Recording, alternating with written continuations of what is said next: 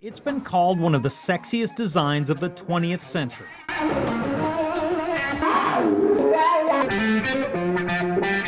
And it's a guitar, the Fender Stratocaster. If you look at the great solo guitar players who've come out of rock, they've all played Stratocaster. Every new day brings another little thing that you never discovered before. Hank Marvin from The Shadows likened it to seeing something from outer space when it was placed alongside its contemporaries, which had completely different sounds and completely different construction methods. 60 years ago, that's 1954 for those musicians trying to do the math, the Fender Musical Instrument Company introduced a product that is arguably one of the best-known guitars ever. It really changed the world, yeah, you know, in the way the instrument was played.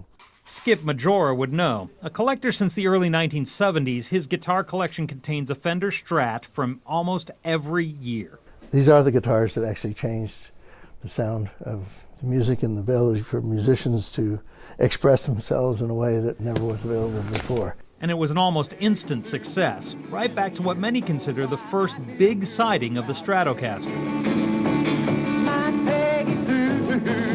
Buddy Holly was one of the first that made it famous. I saw Buddy Holly holding one. Buddy Holly played one. It was space-age looking, filled with curves, a design built from suggestions by musicians, changes they wanted in the Strat's predecessor, the Telecaster. One of the complaints was that the sharp edge of the square body kind of hurt the ribs after playing for hours.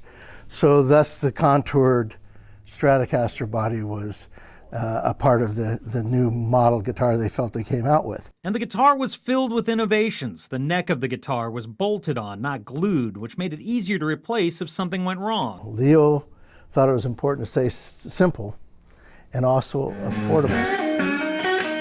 The sound was bright, clean, and twangy, and it had a bridge at the bottom that floated, letting country players mimic the sound of a steel guitar. The tunability of the bridge still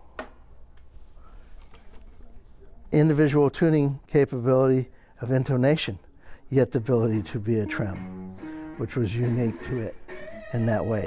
The Stratocaster did have its periods of uncertainty. By the late 1960s, sales were slumping, until a man named Jimi Hendrix picked up and even set on fire a Stratocaster. The guitar's popularity skyrocketed, and one could argue it hasn't come down since. In fact, you'd be hard-pressed to see a musician without a Stratocaster. From Pink Floyd to Eric Clapton's love song based on a Persian poem. I got dreams too. And even pop artists like John Mayer all write their songs on a Stratocaster.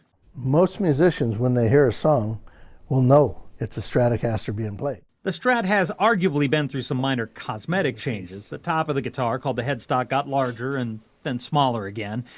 It has different pieces of equipment, but ultimately it's still a Stratocaster. It hasn't changed a lot, you know. I guess if it isn't broken, you don't fix it, and that's the case with the Stratocaster. It holds a distinction few 60-year-old designs can claim. You'd be hard-pressed to see a car design from 1954 still being made, but overall, it's a design that continues to endure. Well, it'll be a long time before there is an artist playing on Stratocaster. Dave Manoucheri for Common Ground.